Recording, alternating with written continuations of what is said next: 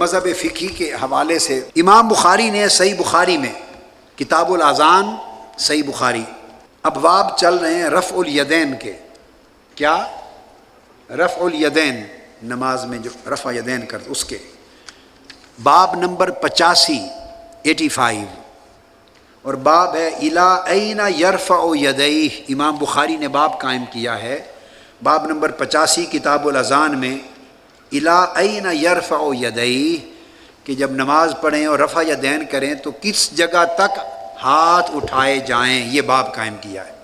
یہ جو ہاتھ رفع یدین کا کرتے ہیں تو کس جگہ تک اٹھائے جائیں، یہ باب ہے امام بخاری نے قائم کیا.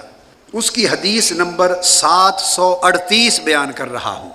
حدیث نمبر 737 یہ ذہن میں رکھ لیں. حدیث نمبر مختلف نسخوں میں تھوڑے تھوڑے بدلتے رہتے ہیں. پرانے نسخوں میں اور تھے، نئے میں اور ہیں. اعداد میں نے بتایا نا آپ کو، جس طرح تعدادیں مختلف ہیں، گنتی کے طریقے مختلف ہیں. تو باب بتا دوں گا، کتاب بتا دوں گا، باب کا عنوان بتا دوں گا، تو کوئی بھی نسخہ لیں گے تو آپ پہنچ جائیں گے اس پر. کتاب الاذان باب نمبر 85، باب کا نام الی این یرفع یدیہ، اس کی حدیث. تو امام بخاری ایک ہی حدیث لائے ہیں اس میں، اور وہ یہ کہ جب نماز شروع کرنے لگیں اس وقت رفع یدین، یا اسی طرح بعد میں بھی جب رفع یدین کریں رکوع میں یا جاتے یا اٹھتے ہوئے، وہ فرماتے ہیں کہ ہاتھ صرف ان کندھوں تک اٹھائے جائیں. اب یہ امام بخاری کا مذہب فقہی ثابت ہو رہا ہے. تراجم الابواب ہیں، باب کا ترجمہ قائم کر دیا نا کہ ہاتھ کہاں تک اٹھائے جائیں. اس سے پڑھنے والے کا ایک ذہن بن گیا. آپ میری بات کو سمجھیں. غلطی کیا ہوئی کمزور علم رکھنے والوں کی کہ انہوں نے باب کا عنوان پڑھا، اس سے ایک ذہن بن گیا. جو حدیث اس کے نیچے پڑھی اس حدیث کو بغیر سوچے سمجھے اس عنوان باب کے مضمون میں ملا دیا. میں نے یہ کتاب المنہاج السوی لکھی ہے. اس کے تمام جو کام محدثانہ کیا اس میں، تمام تراجم الابواب نئے قائم کیے ہیں میں نے، اصحاب الحدیث کی طرح نئے تراجم الابواب. آپ سمجھ جائیں گے، جب پوری گفتگو ختم ہوگی آپ کو سمجھ آ جائے گی کہ حکمت کیا ہے.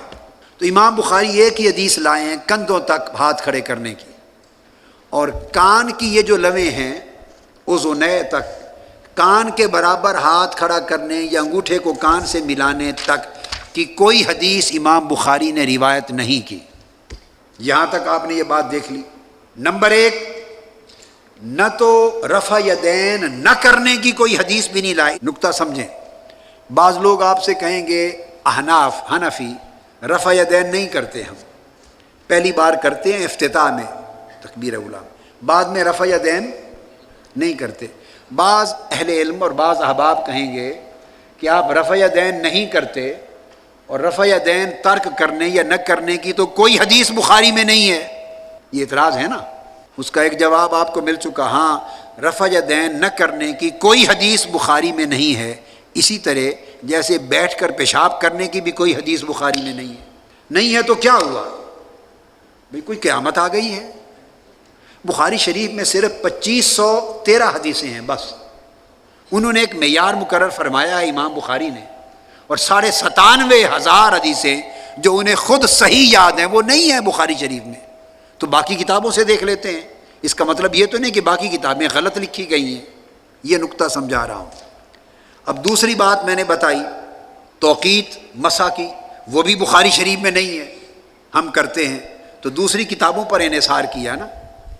اب اسی طرح بتا رہا ہوں رفع یدین میں کندھوں تک ہاتھ اٹھانا بس، اس کے سوا آگے کوئی اور حدیث امام بخاری نہیں لائے. حدیث یہ عبداللہ بن عمر سے روایت کیا قال رأیت النبی صلی اللہ علیہ وسلم افتتح التکبیر فی الصلاۃ فرافع یدیہ حین یکبر حتی یجعلہما حذو منکبیہ او کما قال.